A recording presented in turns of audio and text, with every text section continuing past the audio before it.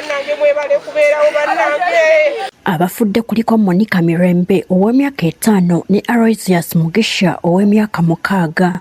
Antonio Akizimana ow'emyaka 9 asobodde okusimattuka n'ebisago. Omuliro guno gwavudde ku musubbaawa ogwalekeddwa nga gwaka mu nnyumba ku ssaawa 3 ez'ekiro. Maama w'abaana bano Rosemary Nambuusi yabalese mu nnyumba ng'agenze okutwalira bba emmere ku kyalo ekiddako. Maama abadde agenze okumutwalira ekyokulya ekyeggulo kwe kuleka nga kakando kali mu kwaka.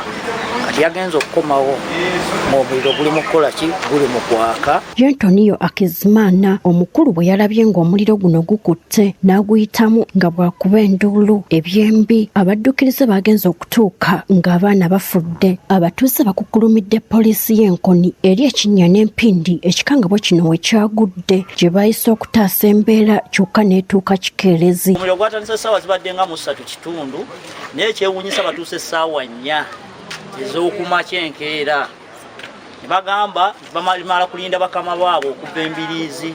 Lwakati tulina poliisi wano ey'eggombolola eri wano Nkoni naye nga tesobola na kutuukira mu budde Nabyewanga mu bbanga ettono nnyo bwe lityo. Olaba distance eriwo okuva Nkoni okutuuka e Nabyewanga nga tesobola na kutuukirawo mu budde.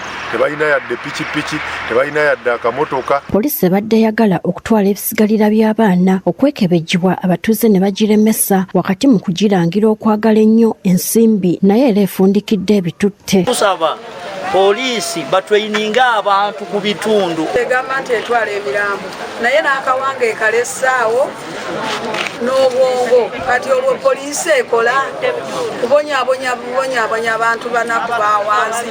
Taata w'abagenzi Stefani Byakatonda oluwulidde nti abaana be bafudde addukiddewo era asanze poliisi emaze okutwala emirambo ne yeegayirira abazirakisa okumuyamba kuba talina kantu kaasigazza. Abaana bange bagyiiridde mu nyumba, ebintu byonna byagyiiridde mu nyumba n'amasira sirina ewaka. Kyokka n'omulambo baginyimye bagitwadde mu ggwanika sirina na ssente zibajjayo bannange nkole ntya. Ssentebe w'eggombolola y'Ekkingo Aloysius Kibira asabye abazadde okuba abeegendereza ku baana baabwe. Ng'ovudde ne ku kyakando kyokka naye abazadde abamu bagenda ne balekaawo oluusi eddagala lya muddo ne balireka obutwa obw'engeri yonna oba bwa mmese oba bwaki ne babireka abaana bano abato basobola okubituukirako. So tusaana tubyewaze abaana baffe. Omwogezi wa poliisi mu Greater Masaka twakasirye naye alabudde abazadde okukomya omuze gw'okusibiranga abaana mu nnyumba nga tebaliiko muntu mukulu abasigaddemu.